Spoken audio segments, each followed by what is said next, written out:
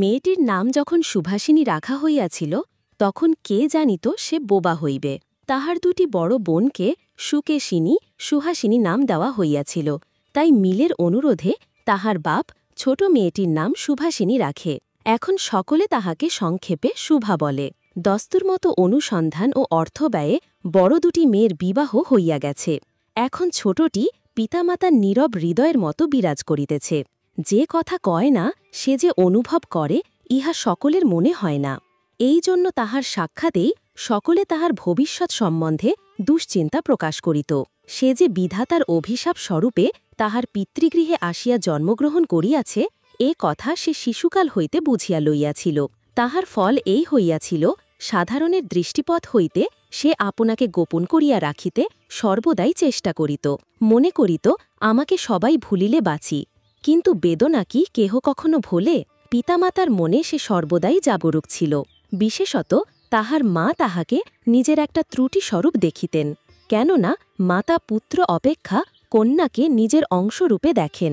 কন্যার কোনো অসম্পূর্ণতা দেখিলে সেটা যেন বিশেষ রূপে নিজের লজ্জার কারণ বলিয়া মনে করেন। বরঞ্চ কন্যার পিতা বাণীকণ্ঠ শুভাকে তাহার অন্য মেয়েদের অপেক্ষা যেন একটু বেশি ভালোবাসিতেন। কিন্তু মাতা তাহাকে নিজের গর্ভের কলঙ্ক জ্ঞান করিয়া তাহার প্রতি বড় বিরক্ত ছিলেন। শুভার কথা ছিল না, কিন্তু তাহার সুদীর্ঘ পল্লব বিশিষ্ট বড় বড় দুটি কালো চোখ ছিল এবং তাহার ওষ্ঠাধর ভাবের আভাস মাত্রে কচি কিশলয়ের মতো কাঁপিয়া উঠিত। কথায় আমরা যে ভাব প্রকাশ করি সেটা আমাদিগকে অনেকটা নিজের চেষ্টায় গড়িয়া লইতে হয়, কতকটা তর্জমা করার মতো। সকল সময় ঠিক হয় না, ক্ষমতা অভাবে অনেক সময় ভুলও হয়। কিন্তু কালো চোখকে কিছু তর্জমা করিতে হয় না। মন আপনি তাহার ওপরে ছায়া ফেলে, ভাব আপনি তাহার ওপরে কখনো প্রসারিত কখনো মুদিত হয়, কখনো উজ্জ্বলভাবে জ্বলিয়া ওঠে কখনো ম্লানভাবে নিভিয়া আসে, কখনো অস্তমান চন্দ্রের মতো অনিমেষভাবে চাহিয়া থাকে, কখনো দ্রুত চঞ্চল বিদ্যুতের মতো দিক বিদিকে ঠিকরিয়া ওঠে। মুখের ভাব বই আজন্মকাল যাহার অন্য ভাষা নাই, তাহার চোখের ভাষা অসীম উদার এবং অতল স্পর্শ গভীর, অনেকটা স্বচ্ছ আকাশের মতো উদয়াস্ত এবং ছায়ালোকের নিস্তব্ধ রঙ্গভূমি। এই বাক্যহীন মনুষ্যের মধ্যে বৃহৎ প্রকৃতির মতো একটা বিজন মহত্ব আছে। এই জন্য সাধারণ বালক বালিকারা তাহাকে এক প্রকার ভয় করিত, তাহার সহিত খেলা করিত না। সে নির্জন দ্বীপ প্রহরের মতো শব্দহীন এবং সঙ্গীহীন। গ্রামের নাম চণ্ডীপুর। নদীটি বাংলাদেশের একটি ছোট নদী, গৃহস্থ ঘরের মেয়েটির মতো। বহুদূর পর্যন্ত তাহার প্রসার নহে। নিরল অসাতন্মী নদীটি আপন কুল রক্ষা করিয়া কাজ করিয়া যায়। দুই ধারের গ্রামের সকলেরই সঙ্গে তাহার যেন একটা না একটা সম্পর্ক আছে। দুই ধারে লোকালয় এবং তরুচ্ছায়াঘন উচ্চতট, নিম্নতল দিয়া গ্রাম লক্ষ্মী স্রোতস্বিনী আত্মবিস্মৃত দ্রুত পদক্ষেপে প্রফুল্ল হৃদয়ে আপনার অসংখ্য কল্যাণ কার্যে চলিয়াছে। বাণীকণ্ঠের ঘর নদীর একেবারে ওপরেই। তাহার বাঁখারির বেড়া, আটচালা, গোয়ালঘর, ঢেঁকিশালা, খড়ের স্তূপ, তেঁতুলতলা, আম কাঁঠাল এবং কলার বাগান নৌকাবাহী মাত্রেরই দৃষ্টি আকর্ষণ করে। এই গার্হস্থ্য সচ্ছলতার মধ্যে বোবা মেয়েটি কাহারও নজরে পড়ে কিনা জানি না, কিন্তু কাজকর্মে যখনই অবসর পায় তখনই সে এই নদী তীরে আসিয়া বসে। প্রকৃতি যেন তাহার ভাষার অভাব পূরণ করিয়া দেয়, যেন তাহার হইয়া কথা কয়। নদীর কলধ্বনি, লোকের কোলাহল, মাঝির গান, পাখির ডাক, তরুর মর্মর সমস্ত মিশিয়া চারিদিকের চলাফেরা, আন্দোলন, কম্পনের সহিত এক হইয়া সমুদ্রের তরঙ্গরাশির ন্যায় বালিকার চির নিস্তব্ধ হৃদয় উপকূলের নিকটে আসিয়া ভাঙিয়া ভাঙিয়া পড়ে। প্রকৃতির এই বিবিধ শব্দ এবং বিচিত্র গতি ইহাও বোবার ভাষা। বড় বড় চক্ষু পল্লব বিশিষ্ট শুভার যে ভাষা তাহারই একটা বিশ্বব্যাপী বিস্তার। ঝিল্লির অবপূর্ণ তৃণভূমি হইতে শব্দাতীত নক্ষত্রলোক পর্যন্ত কেবল ইঙ্গিত, ভঙ্গি, সঙ্গীত, ক্রন্দন এবং দীর্ঘ নিঃশ্বাস।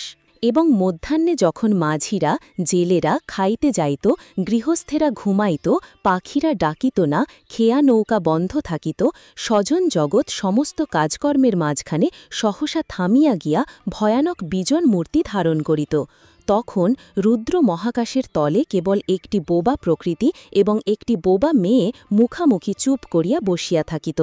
একজন সুবিস্তীর্ণ রৌদ্রে আর একজন ক্ষুদ্র তরুচ্ছায়ায়।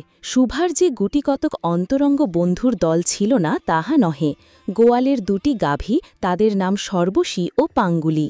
সেই নাম বালিকার মুখে তারা কখনো শোনে নাই, কিন্তু তাহার পদশব্দ তারা চিনিত।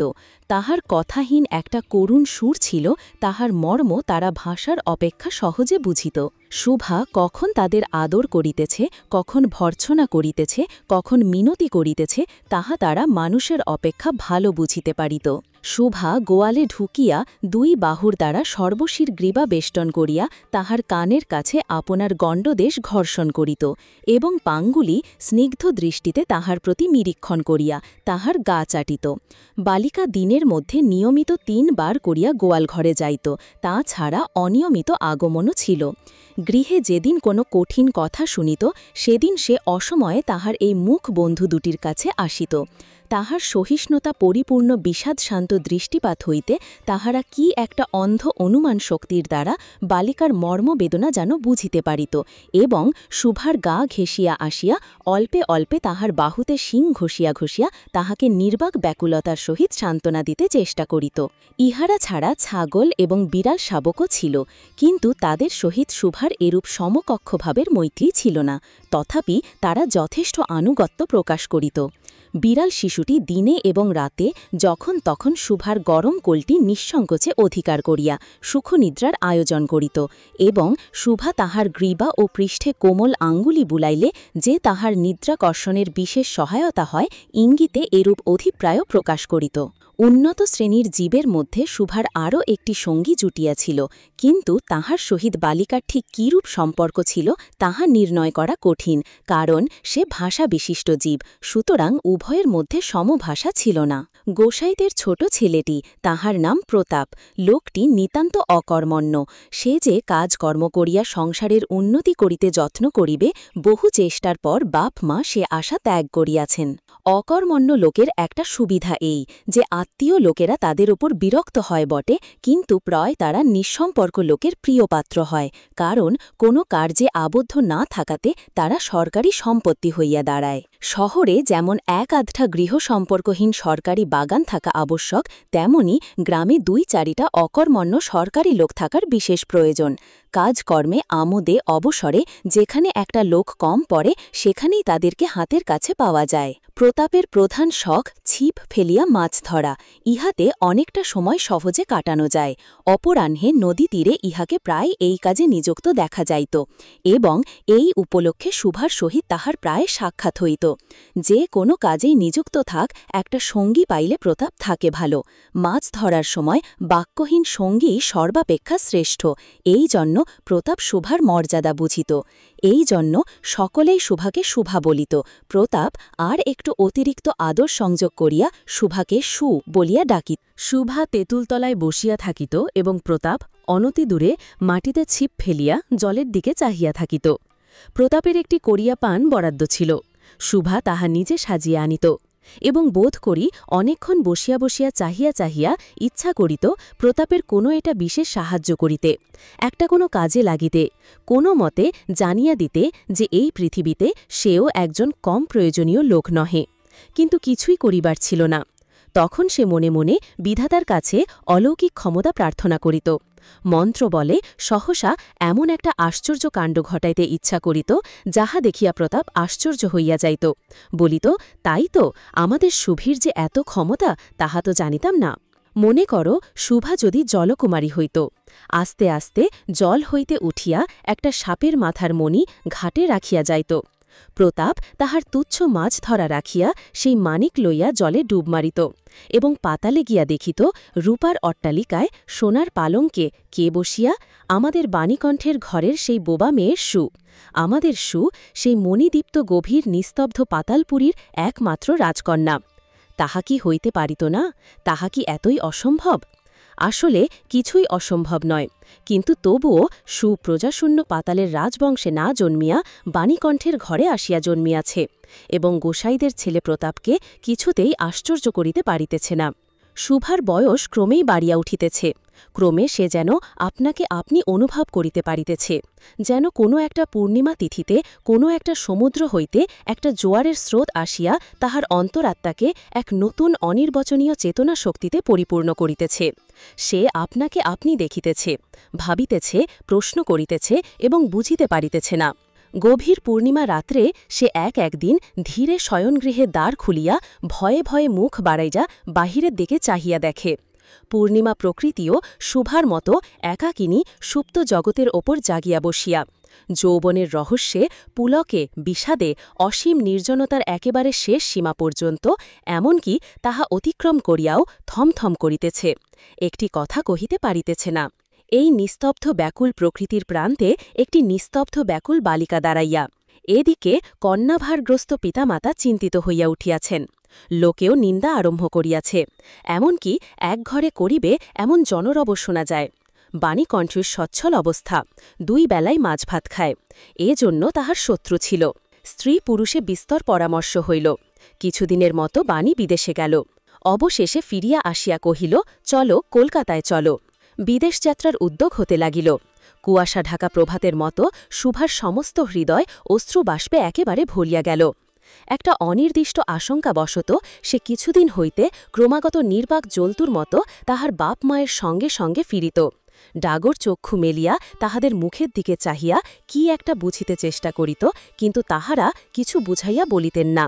ইতিমধ্যে একদিন অপরাহ্নে জলে ছিপ ফেলিয়া প্রতাপ হাসিয়া কহিল, কি রে সু, তোর নাকি বর পাওয়া গেছে, তুই বিয়ে করতে যাচ্ছিস, দেখিস আমাদের ভুলিস নে, বলিয়া আবার মাছের দিকে মনোযোগ করিল।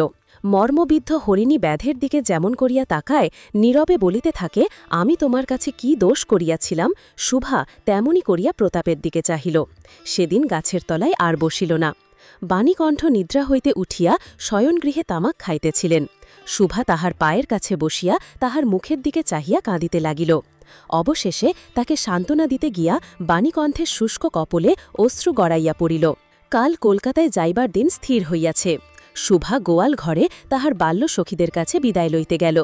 তাহাদের স্বহাতে খাওয়াইয়া, গলা ধরিয়া, একবার 2 চোখে যত পারে কথা ভরিয়া তাহাদের মুখের দিকে চাহিল। 2 নেত্রপল্লব হইতে টপ টপ করিয়া অশ্রুজল পড়িতে লাগিল। সেদিন শুক্ল দ্বাদশীর রাত্রি। শুভা শয়নগৃহ হইতে বাহির হইয়া তাহার সেই চিরপরিচিত নদীতটে শস্পসজ্জায় লুটাইয়া পড়িল। যেন ধরণীকে, এই প্রকাণ্ড মুখ মানব মাতাকে 2 বাহুতে ধরিয়া বলিতে চাহে, তুমি আমাকে যেতে দিও না মা, আমার মতো 2টি বাহু বাড়াইয়া তুমিও আমাকে ধরিয়া রাখো। কলকাতার এক বাসায় শুভার মা একদিন শুভাকে খুব করিয়া সাজাইয়া দিলেন। আটিয়া চুল বেঁধে খোপায় জরির ফিতা দিয়া, অলঙ্কারে আচ্ছন্ন করিয়া তাহার স্বাভাবিক শ্রী যথাসাধ্য বিলুপ্ত করিয়া দিলেন।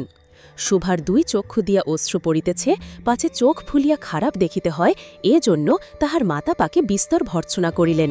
কিন্তু অশ্রুজল ভর্ৎসনা মানিল না। বন্ধু সঙ্গে বর স্বয়ং কনে দেখিতে আসিলেন। কন্যার মা বাপ চিন্তিত, শঙ্কিত, শশবাস্ত হইয়া উঠিলেন, যেন দেবতা স্বয়ং নিজের বলির পশু বাছিয়া লইতে আসিয়াছেন। মা নেপথ্য হইতে বিস্তর তর্জন গর্জন শাসন করিয়া বালিকার অশ্রুস্রোত দ্বিগুণ বাড়াইয়া পরীক্ষকের সম্মুখে পাঠাইলেন। পরীক্ষক অনেকক্ষণ নিরীক্ষণ করিয়া বলিলেন, মন্দ নহে। বিশেষত বালিকার ক্রন্দন দেখিয়া বুঝিলেন ইহার হৃদয় আছে, এবং হিসাব করিয়া দেখিলেন যে হৃদয় আজ বাপমায়ের বিচ্ছেদ সম্ভাবনায় ব্যথিত হইয়া উঠিয়াছে, সেই হৃদয় আজ বাদে কাল আমারই ব্যবহারে লাগিতে পারিবে। শুক্তির মুক্তার ন্যায় বালিকার অশ্রুজল কেবল বালিকার মূল্য বাড়াইয়া দিল, তাহার হইয়া আর কোনো কথা বলিল না। পঞ্চিকা মিলাইয়া খুব একটা শুভ লগ্নে বিবাহ হইয়া গেল। বোবা মেয়েকে পরের হস্তে সমর্পণ করিয়া বাপ মা দেশে চলিয়া গেল। তাহাদের জাতি ও পরকাল রক্ষা হইল। বর পশ্চিমে কাজ করে, বিবাহের অনতি বিলম্বে স্ত্রীকে পশ্চিমে লইয়া গেল। সপ্তাহখানেকের মধ্যে সকলেই বুঝিল নববধূ বোবা। তা কেহ বুঝিল না, সেটা তাহার দোষ নহে, সে কাহাকেও প্রতারণা করে নাই। তাহার 2টি চক্ষু সকল কথাই বলিয়াছিল, কিন্তু কেহ তাহা বুঝিতে পারে নাই। সে চারিদিকে চায়, ভাষা পায় না। যাহারা বোবার ভাষা বুঝিত, সেই আজন্ম পরিচিত মুখগুলি দেখিতে পায় না। বালিকার চিরনীরব হৃদয়ের মধ্যে একটা অসীম অব্যক্ত ক্রন্দন বাজিতে লাগিল। অন্তর্যামী ছাড়া আর কেহ তাহা শুনিতে পাইল না। এবার তাহার স্বামী চক্ষু এবং কর্ণেন্দ্রিয়ের দ্বারা পরীক্ষা করিয়া এক ভাষা বিশিষ্ট কন্যা বিবাহ করিয়া আনিল।